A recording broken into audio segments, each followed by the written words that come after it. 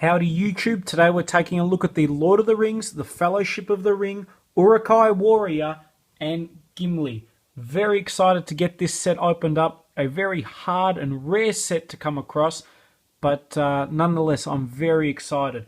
Taking a look at the packaging, it's got the standard Lord of the Rings eye style packaging, which I was never a big fan of. Very bulky, very frustrating, especially to pack and store because it's not square, it's quite curved, which makes stacking it a little bit difficult, but still some nice pictures there. I'll bring it across so you guys can see the Uruk-hai Warrior from his movie appearance there, and then on the other side Gimli as well. Very keen to get this opened up. Just taking a look at the back of the packaging, a nice read up on the Uruk-hai Warrior versus Gimli, and then just a general description on the left here of the Lord of the Rings movie, but very cool. Just some instructions on the back on how to use these guys. In terms of other figure reviews, nothing in this wave, but I do have some more Lord of the Rings figures to give you guys a cool review on. But let's get this opened up and check it out. Okay, and here we have both figures out of the packaging, and keeping in mind that these are from 2001, they are awesome. The level of detail that Toybiz has put into these is incredible. We'll start with the Gimli. So I'll just show you guys here. Now remember, these figures are fairly old now, but I'll bring it forward so you can see. Beautiful face scan. I don't know how well it's going to come across on camera because of the dark color of his facial hair, but just the level of trouble and detail that they've gone to on all the armor. You see obviously all the chainmail there, all the little engravings and everything like that. They've done a fantastic job at giving us a really well detailed figure. Very, very nice. Very happy with this. Now, he does come with a removable cape. Also, a removable helmet. Lots of nice detail on the back that I'm hoping you'll be able to see. Now, in terms of the gimmick that they've given him, it's this axe throwing action. All you do is put the axe in here, and then where his leg is, that's pretty much it.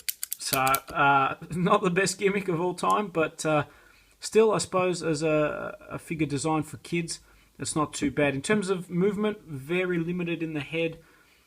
Ball jointed arms, both of them, which is really cool, although this one is really limited. It does make that clicking noise when you try and move it because of the gimmick. No bend in the elbows or movement in the wrists, no movement in the waist, and then the legs are pre-sculpted. You can move them a little bit, but you're not going to get too much there. One thing I do like as well is that he comes with an additional holster for some more weapons there. He comes with 3 axes all up. He's got this double one, and then he comes with this slightly longer one, and then the one that he was holding before that he throws. So pretty cool. Very happy with this guy. Okay, so now we'll move on to the reason I bought this set, and that is the Uruk-hai Warrior. Probably my favourite element of the Lord of the Rings series, which is a big call, I know, but I absolutely love these guys, especially as villains and as the warriors that they were in the film.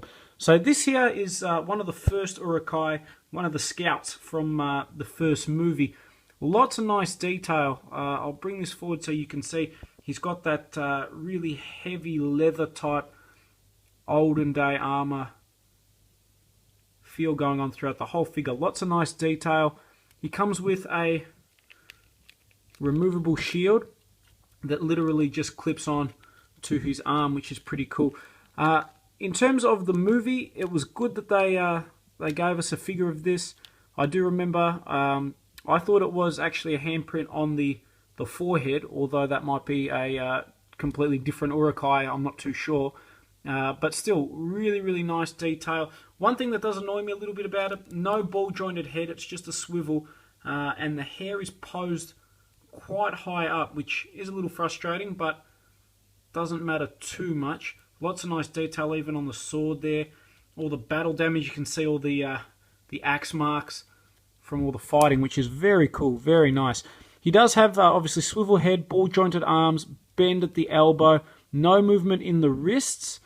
He does have a swivel waist, and then obviously legs move forward and back, bend at the knee, and then some feet articulation as well. The gimmick on this guy is battle action or battle poses, sorry. It's a pretty lame gimmick if I'm honest. What there is there's a tab at the back here, which I'm hoping you'll be able to see. All you do is you literally just move that, and that's the gimmick. It moves his arm. So, you know, not the best, but still a really cool figure. Very happy I was able to pick him.